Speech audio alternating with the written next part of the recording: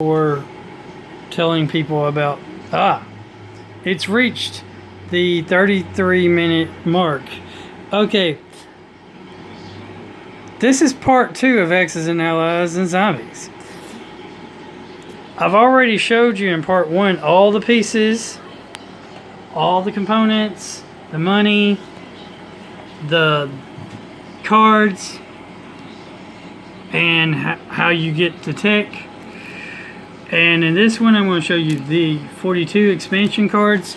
And I'm going to talk about the technologies, and I'm going to talk about some of the special rules in the Axis and Allies and zombie games. If you draw... anyway, first of all, we have zebra suits as one of our technology. Zebra. Z-I-B-R-A suits. Each of your infantry units in a territory prevents one zombie in that territory from attacking in the zombie's attack phase. Field note 213. Throw the zombie impervious bite restraint armor, or zebra, suit is bulky and uncomfortable. The troops have embraced it without complaint. Our herding battalions have been reporting a decrease in malingering. Z4 explosives.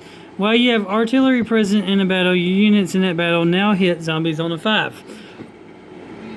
Or a zombie hit.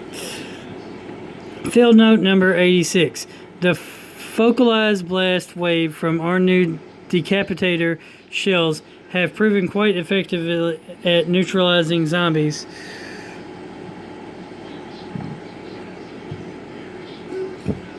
With absolutely no risk to intermingled troops. Field note number 87.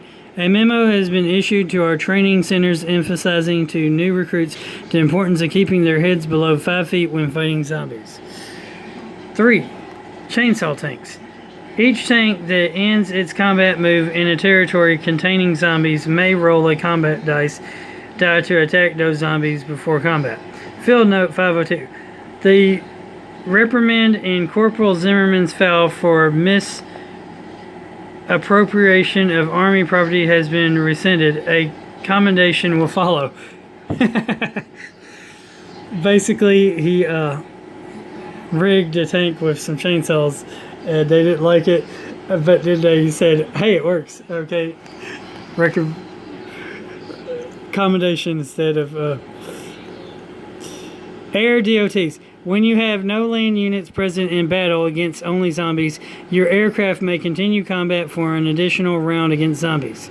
Field note number 794. Crews shall henceforth be prohibited from referring to the air deployable observation towers as lunch buckets. It has been determined that this nickname is the source of morale issues that have been reported among the remaining observation teams. 5. Dead napper convoys. In non-combat movement, your unused transports may pick up 1 or 2 zombies from friendly or zombie-controlled territories and deploy them into any territory as though they were infantry. Field note 116. We have had no shortage of volunteers for ship crews. We remain below targets for bait teams and zombie compartment cleanup squads. Zombie mind control ray. Once per turn, you may non-combat move a zombie from a territory your units occupy into an adjacent non-neutral territory, even an enemy territory. Field note 430. It was determined that the zombies are irresputably attracted to the sound of a human heartbeat. The device is a simple sound projection tower, but everybody insists on calling it a mind control ray. Excuse me. So that's the Appendix C technology. Now I'm being weird and reading the back of the book first instead of going from front to back. But there's a special scenario here called the introduction scenario that you can play too.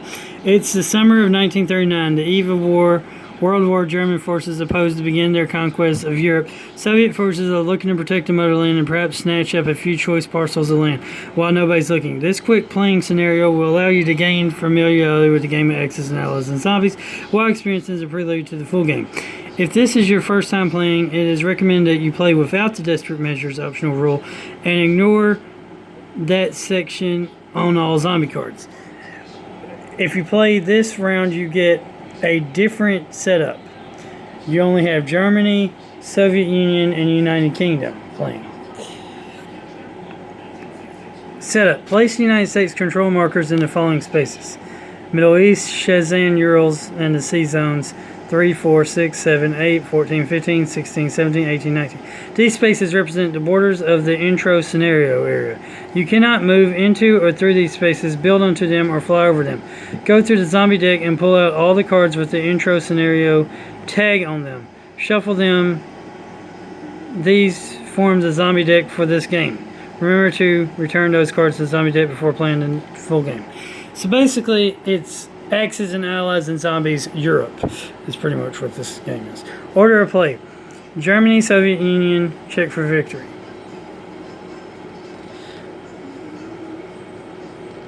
Winning the game. The German player wins by, I think they missed something like United Kingdom. I'm not sure. Let's see here. The German player wins by ending a round with an IPC income of 20 IPCs or more before round 6. The degree of their victory depends on how long it takes to achieve this condition. Round 3 or earlier total victory, 4 major, 5 minor, 6 defeat.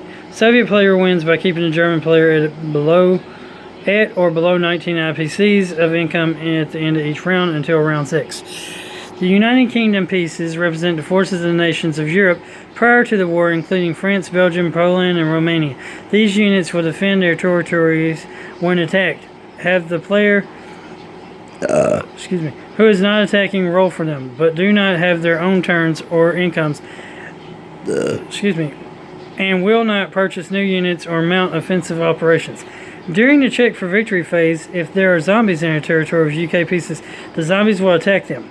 Roll zombie dice for each zombie in these territories. For each result of D, the Soviet Union player removes a UK piece from that territory.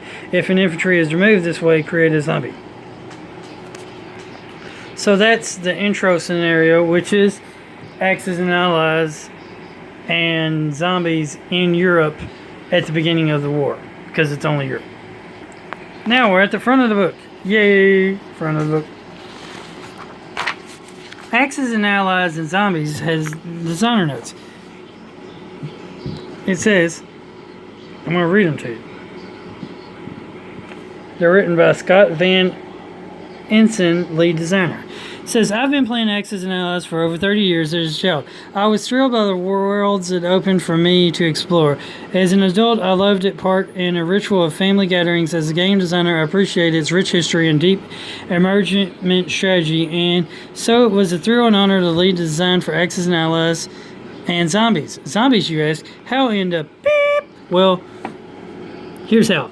As you might imagine, zombies are a hot topic any old day around our office. We've thought about this particular variant of Axis and Allies in some form or another for years. All that was needed was the right time, a set of mechanics that would be interesting and fun, not always the same thing, and a team that was crazy and committed enough, also not always the same thing, to make it happen. To that team of dedicated and talented designers, artists, writers, editors, project managers, and playtesters, I would like to say thank you for turning this crazy idea of ours into reality. At their core, games like Axis and Allies are less about history than alternate history. A book or a movie can send us on a wonderful trip through historical events, but in the outcome of a game in a foregone conclusion, it is neither a game nor a meaningful experience. Instead, we place ourselves at a point fixed in time, then allow the game to diverge from the flow of history. Due to our decisions, our opponents, and our luck, making decisions rather than replicating them is what allows us to cast ourselves backwards in time. Historically, the game becomes a never-ending series of questions. What if Admiral Nagromo's scouts at the Battle of Midway hadn't been delayed in their search for the U.S. fleet? What if General Paulinus had been allowed to withdraw his forces from Stalingrad? The most fun part of the game is reacting to the threats of your opponents and the unpredictable fortunes of war. We embrace that here. After all, what's more threatening and unpredictable than zombies? I knew this couldn't be just a zombie game with an Axis and Allies flavor. It needed to be a classic Axis and Allies game at its core. It was also essential for players to experience the emotional impact central to the zombies genre, the uncertainty of when and where zombies show up, the horror when your own troops turn against you, the inevitable rise of the zombie tide, and the shift from confidence to terror as your ranks dwindle and the zombies swell. Searching for this fusion, we began building zombie rules into the Axis and Allies structure, piece by piece. As it turned out, we didn't need to change much to change everything. This is a game for players new and experienced, a game for generations to play together, the start of a new love for Axis and Allies, or the reward for decades of investment. Whether you come for the zombies, a new challenge, or an alternate take on a familiar game, I hope you will find this to be both a deep and satisfying play experience and a surprising and terrifying thrill ride. Memo, top secret. Finally located German camp here in Iceland 3 days ago. It's a digging operation, or at least was one. From what I saw, the Germans evacuated a brutal mound, maybe the aftermath of a pitched battle between two groups of Viking warriors. The artifacts I managed to spot all look Norse in origin. That's all I chanced the first day. There was not enough darkness to let me get a closer look. I came back today to a scene of total chaos. I could see a trail of thick black smoke reaching high into the sky above the camp. There was a lot of movement down there and occasional bursts of gunfire. I waited until things had quieted down and went in for a closer look. Let me start by saying I've been a useful asset for this organization for a long time. This endless sunlight has made getting sleep almost impossible, but I know my own mind well enough to trust what my eyes tell me. It looked like a band of Viking warriors pulled themselves out of the ice and hacked the German research team to death. It sounds crazy, but that's what I saw. I'll provide photos when I'm back. Another weird thing, the smoke spurted out quickly enough, but I never did find a fire or other source. It's not like a giant cloud of evil could be locked away underground, right? There's something big going on there. The Germans came here to find something, but instead it found them. So here's the table of contents. Here's credits of all the people. Special thanks to playtesters. Here's the components, which I've already told you. And here's the quick start rules. Quick start rules. So here's another way to play with quick start rules. It says if you're familiar with Axis and Allies, this quick start game guide will let you drive right into Axis and Allies on zombies. It outlooks every significant difference between the new game and the previous Axis and Allies games. Each rule included in this quick start guide features a cross-reference to a section of the game rulebook where you can learn more details about it. The core rule changes. Axis and Allies Zombie makes a few changes to the basic Axis and Allies rules to speed up play. This despite the addition to zombies in the game. The game eliminates the purchase units phase. Instead, you just buy units at the end of your turn and immediately mobilize them. You cannot land your fighters on your allies' aircraft carriers or transport your land units on their transports. This game adds recruitment centers, which are like industrial complexes, but they can only produce infantry. Oh, that's what the special ones are. Okay. This title has no industrial bombing. You can't purchase new industrial complexes, and there are no anti-aircraft guns, cruisers, or mechanized infantry. Finally, note that the strats of the Dunderlings are impassable so long as Turkey remains neutral. If you and your play group prefer to not unlearn any rules that you're already comfortable with from or other games, feel free to bring them into your game as long as everyone agrees. We promise we won't tell anyone else. Zombies. The primary difference between this game and other games is in the X's and Allies family is, not surprisingly, the zombies. Zombies are forces that no player controls. Page 9. They are created anytime an infantry unit is destroyed for any reason. They are also created by zombie cards. The zombies use a special die when they fight. The special die has 2 A faces, which hit the attacker, if present, and 1 D face, which hits the defender, if present, and 3 blank faces. Oh, okay, so that's what they do. Zombies in play. This game adds 3 phases to every turn to reflect zombie activity. At the beginning of each player's turn, that player draws the top card of the zombie deck and follows its instructions. Every zombie in a territory that the active player currently controls then attacks the player's units. For each zombie roll 1 zombie die. For each D result, the player takes 1 of their units in their territory as a casualty. Finally, each territory that contains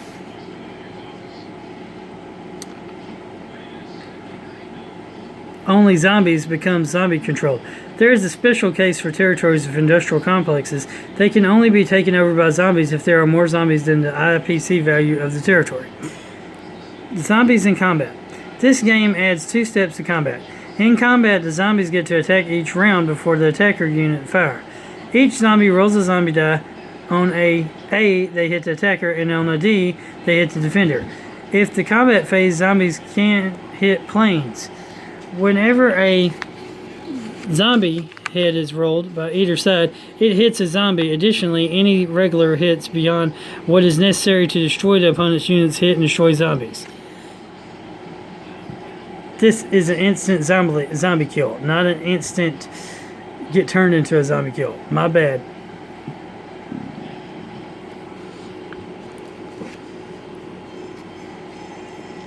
And A means attack, D means defend. Zombies hit this, they kill an attacker and turn them into a zombie. They hit this, they kill the defender and turn it into a zombie. Then, of course, blank. After the defender fires, but before casualties are removed, every infantry that was destroyed turns into a zombie. After the attacker eliminates the defender, the attacker may continue to fight against any remaining zombies, but doesn't have to. They can capture and hold the territory even if there are zombies in it. An attacking force of only aircraft may initiate combat against a territory containing only zombies, but may not continue combat past the first round.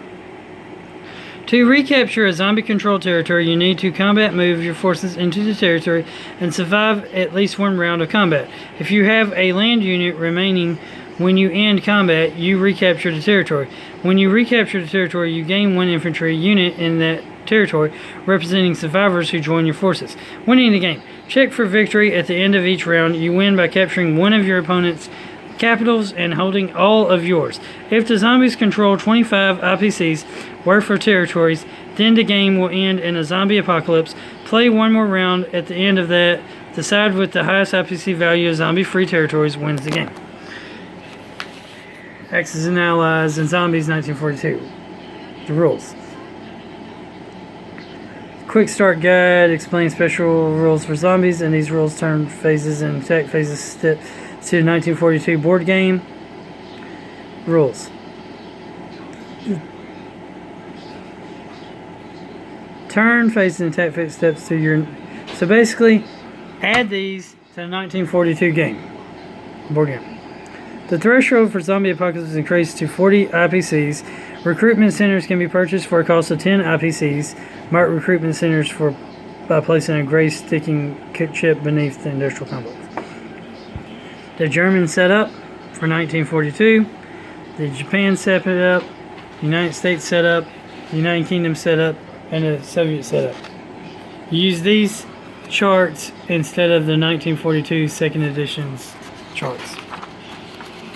Introduction. Before setting up the game, the players must break into 2 teams, 1 player to Axis and 1 player to Allies. Or you can do free-for-all. Always play it free-for-all and stuff.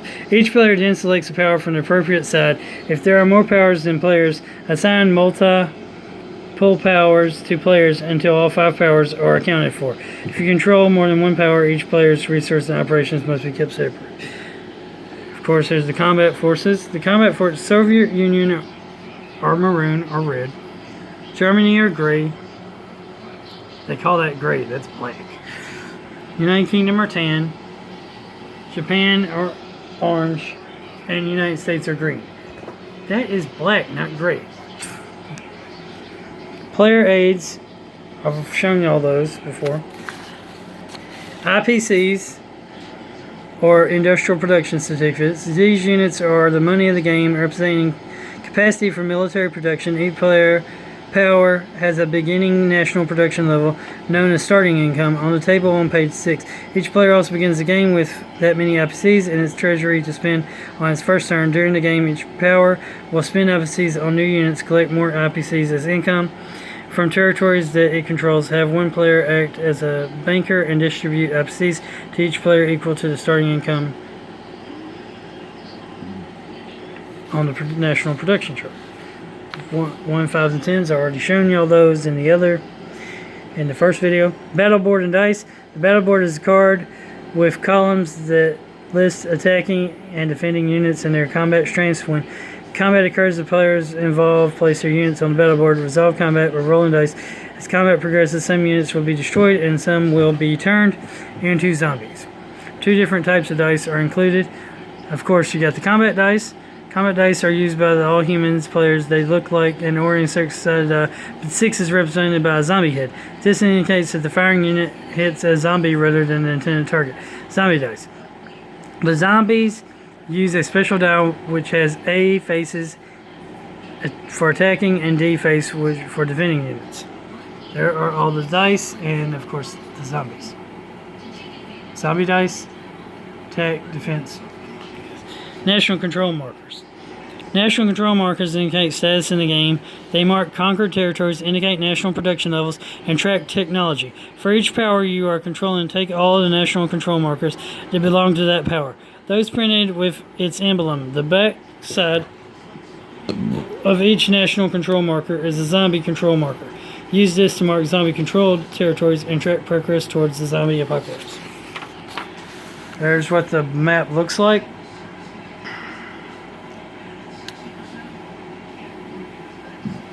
It's what a capitals, C zones, national production chart, unit relevance chart, income value, industrial complex, recruitment center, national control emblem, territory name, territory, island group. So that helps you out. National production chart. The chart is located along the edge of the game map and tracks each power's national production level during the game. The level is based on a total of the IPC values of each territory a power controls. Place one of your power's control markers on the number of the chart that matches your power's starting income. This is the power's starting national production level. Production level separately. The chart also tracks the total value of zombie controlled territories, which allows you to determine if the zombie apocalypse end game condition has occurred. Unit stacking counters. Use these plastic counters, that would be those, to save space in overcrowded territories and C-zone. Gray counters represent 1 combat unit, green counters represent 3, and red counters represent 5. For example, if you wanted to place 10 infantry on space, you would stack up 1 red counter, 1 green counter, and 1 gray counter with 1 infantry unit on top. If you do not have enough pieces to top off all your stacks, simply use an identifying item. The number of stacks is not limited by the number of plastic miniatures and counters available. Unit reference. The unit reference located on the game board and each player's aid card is a chart that shows each unit's costs and IPCs as well as its move, attack, and defense value. The game board. The game board is a map of the world circa 1941. It is divided into spaces, either territories on land or sea zones separated by border lines. The zombie units. I've already shown you all those. The light green zombie figures are used to represent the zombie forces. No player is their controller, though any player may manipulate them as instructed by the game. Note that although there are 3 different models of zombies, they are identical in function. Now we're going to look at the game rules. I'm just going to show you them. I'm not going to read them to you. But it says X amount of zombies is played in rounds. During a round, each player takes a turn. At the end of each round, check to see if any side has ruined the game or if the zombies apocalypse occurs. Order of play. The order of play is Soviet Union, Germany, United Kingdom, Japan, United States check for victory. Winning the game. If the Axis control Moscow, Washington, or London and all of their own capitals at the end of the round, they win the war. The Allies control either Berlin or Tokyo and all of their own capitals at the end of the round, they win the war. The zombie apocalypse, if the zombies control 25 IPCs or territories at the end of the round, the zombies are overrunning the world and the game shifts into zombie apocalypse mode. Each player takes one more turn. At the end of the next round, the game ends. At that point, that side that controls the greatest IPC value of zombies-free territories wins the war.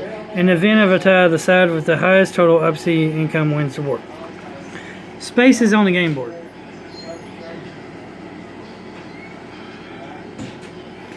Adjacent territories. Adjacent sea zones. Territory conditions. Sea zone conditions. Neutral territories, which don't stay neutral. Because when the zombie breaks out in them, they're no longer neutral.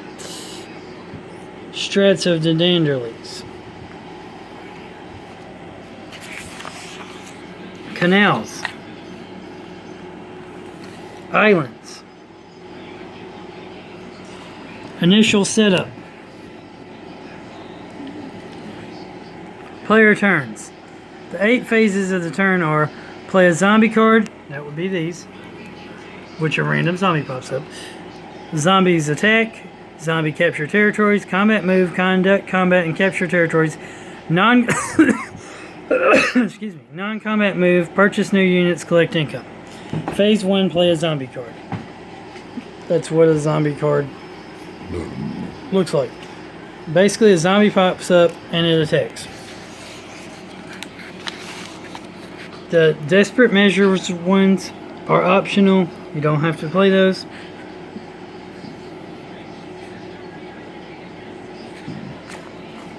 Phase 2, zombies attack. They use a special zombie die to attack. If they kill everybody, they capture the territory. Phase 3, zombie capture territories. Capturing industrial complexes.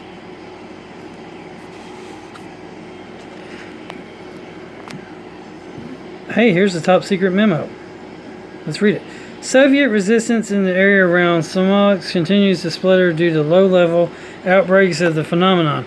Initial assessment on the ground has so far failed to uncover a method of transmission. We have also attempted to ascertain the situation on the German side of the line, but our assets there have gone quiet. We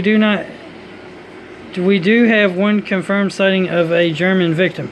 The outbreaks appear too random and indiscriminate to indicate German origin, and they have so far failed to gain traction. Whether the Germans found in Iceland, they can't control it.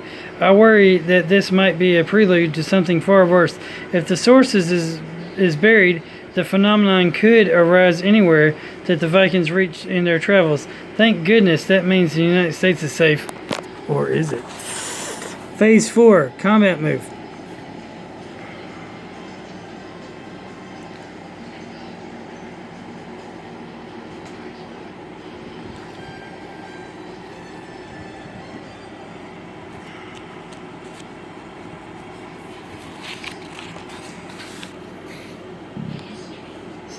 Sea units starting hostile sea zones. Air units.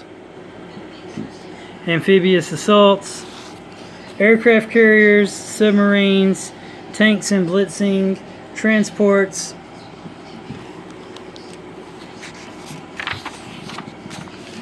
Phase 5, conduct combat and capture territories. Step 1, amphibious assault, sea combat, land combat, focus, additional forces, general combat sequence, But first, let's read about the Stalingrad aflame. German bombing devastates the city, panic and chaos in Stalingrad. The gory battle for Stalingrad continued this week, adding a fresh news chapter to the mounting horrors of the war. Intense German bombing has devastated the city, turning it into a burning pile of vast numbers of innocent Soviet men, women, and children.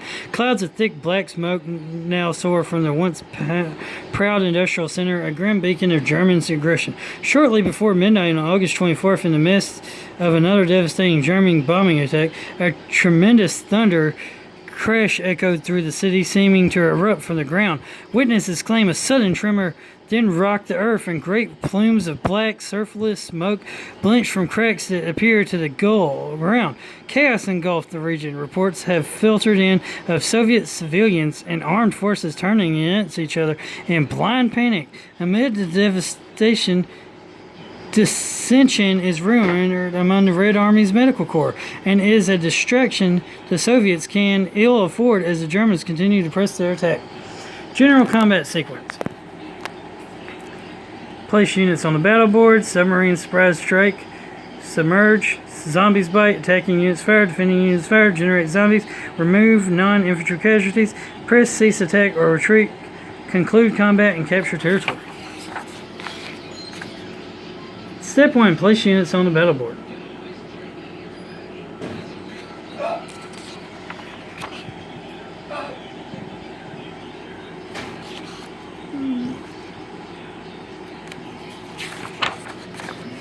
Step 1. Place units on the battle board. Step 2. Submarine surprise, strike, or submerge sea battles only.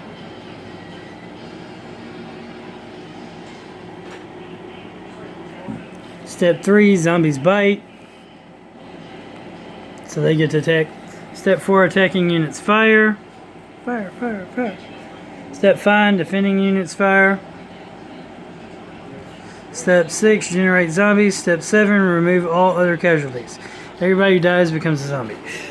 Bizarre flames spread, strange rumors follow. High Command announces scaremongering and demands calm. Since August 29th, reports have filtered in from the Pacific Theater of strange dark clouds of smoke-like gas in the upper atmosphere, seemingly spreading eastward from Stalingrad. Where the clouds appear, rumors soon arise of panic and desertion in the ranks. The Admiral himself took time to announce such stories as Japanese propaganda. The Imperial Japanese Army is a formidable foe, but tales of some strange new gas weapon are just that, baseless rumors, planted by our enemies to shake our resolve. The Admiral's comments have only fanned the flames of speculation, and unconfirmed reports insist that the bizarre fumes have affected the armed forces of both the Axis and the Allies. Step 8. Press cease attack or retreat, ending combat. Attacker and defender eliminated. Attacker retreats.